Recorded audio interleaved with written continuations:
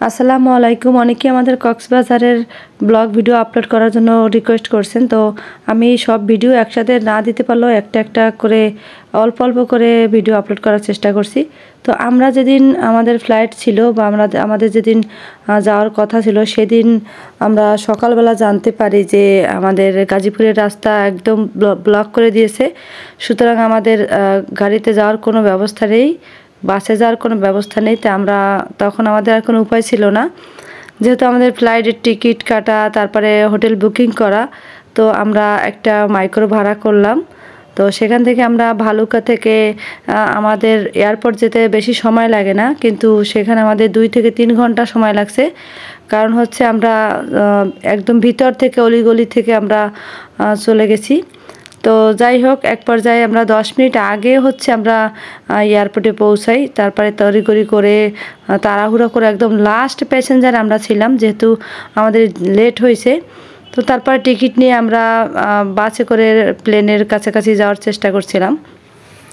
তো আসলে বাইরে কী বলবো যে আমাদের কী সমস্যা হয়েছে, যে তোরা এত আন্দোলন, সারা বছরে যদি আন্দোলন থাকে ভাই, তাহলে দেশে মানুষ কীভাবে এভাবে চলাচল করে। তো যে যাই হোক, কষ্ট করে আর কি আমরা গেলাম। যাওয়ার পরে এক পর্যায়ে আমরা প্লেনে উঠে গেলাম। তো আমি কিছু ভিডিও শ্যুট করছিলাম, যেহেতু ছোটো ছোটো রিলস। তো এই জিনিসটা আমার কাছে খুব ভালো লাগছে। আমি আগেও একবার যদিও প্লেনে যশোর থেকে ঢাকা গিয়েছিলাম, কিন্তু তখন আমি এই জিনিসটা উপলব্ধি করি নাই। অল্প সময় লাগছিল, কিন্তু আমাদের কক্সবাজার একটু বেশি সময় লাগছিল। এটা ছিল একদম লাস্ট মুহূর্তে। আর মেঘের উপরে যখন প্লেনটা ওঠে তখন একটু হালকা কাঁপাকাঁপি করে। তো যাই হোক, প্লেন থেকে নামার পরে আমরা খুবই ক্ষুধার্ত ছিলাম, দুইজনেই খুব ক্লান্ত লাগছিল।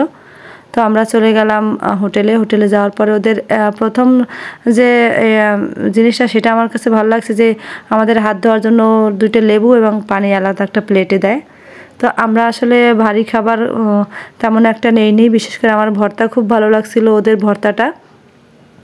এটা ছিল আমাদের হোটেলের একদম পাশেই একটা খাবারের রেস্টুরেন্ট। তো সেখান থেকে আমরা যাওয়ার সময় আমাদের হোটেল একদম বিচের সাথেই ছিল। তো যাওয়ার সময় ভাবলাম যে এখান থেকে কিছু মাছ দেখে যাই। মাছগুলো দেখার পরে আমরা বিচে যেয়ে বসার পরে আসার সময় আমরা হোটেলে নিয়ে যাব রাতের জন্য।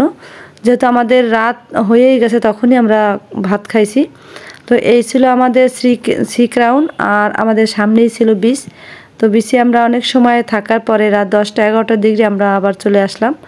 তো প্রথমবার যেহেতু আমাদের একটু আইডিয়া হয়েছিল, যে মাছের দামাদামি করলাম কোনটার কত দাম। তো তারপর আমরা এটাকে পছন্দ করলাম।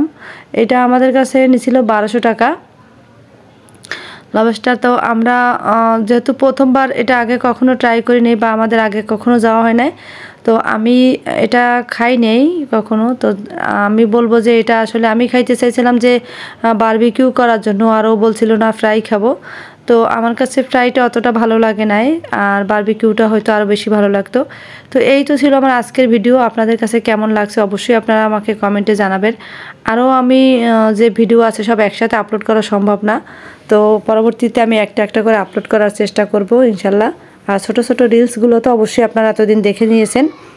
তো ভালো লাগলে অবশ্যই এটা লাইক কমেন্ট করবেন, যে যেখান থেকে ভিডিওটা দেখছেন। যদি ইউটিউব থেকে দেখেন তাহলে চ্যানেলটা অবশ্যই সাবস্ক্রাইব করবেন, ফেসবুক থেকে দেখলে অবশ্যই ফলো করে দিবেন। সবাইকে আসসালামু আলাইকুম।